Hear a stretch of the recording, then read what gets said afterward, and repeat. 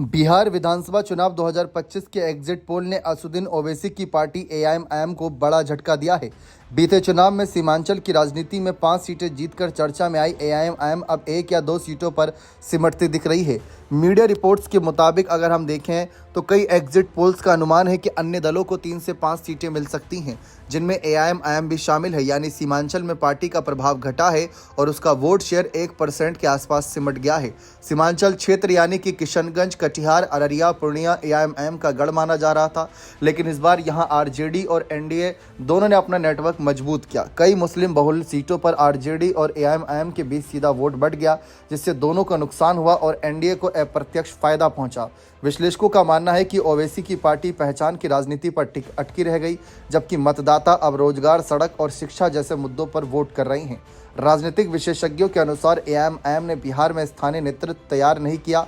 Party का चेहरा सिर्फ ओवैसी तक सीमित रहा, जिससे जमीनी कार्यकर्ताओं का नेटवर्क कमजोर पड़ा। मैट्रिक्स सर्वे के अनुसार एआईएमआईएम को इस बार 2-3 सीटें मिल सकती हैं, जबकि वोट शेयर सिर्फ 1% रहने का अनुमान है।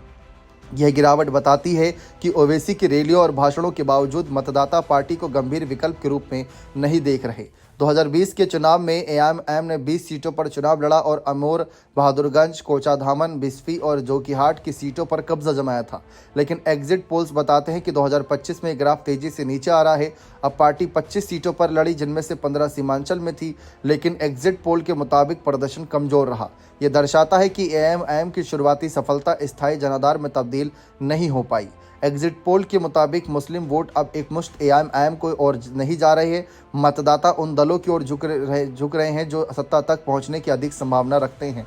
ये संकेत है कि बिहार के मुस्लिम मतदाता अब पहचान आधारित राजनीति की बजाय प्रभाव आधारित राजनीति को प्राथमिकता दे रहे हैं। कुल मिलाकर अगर एग्जिट पोल्स के अनुमान सही साबित होते हैं तो ये ओवैसी की पार्टी के लिए खतरे की घंटी होगी और स्पष्ट संदेश होगा कि सीमांचल अब पहले जैसा नहीं रहा। यानी एआईएमआईएम को भविष्य में टिके रहने के लिए स्थानीय नेतृत्व, विकास एजेंडा और गठबंधन राजनीति पर नए सिरे से सोचने की जरूरत है। शायद यही कारण था कि शुरुआत में ओवैसी महागठबंधन में किसी भी हाल में शामिल होने के लिए शर्तें रख रहे थे, लेकिन तेजस्वी ने इनको सिरे से नकार दिया। 14 नवंबर को नतीजे तस्वीर साफ करेंगे कि क्या एआईएमआईएम वापसी कर पाएगी या चुनाव उसके लिए सिर्फ एक पॉलिटिकल रियलिटी चेक बनकर रह जाएगा। बने रहें चैनल के साथ। बहुत बहुत शुक्रिया।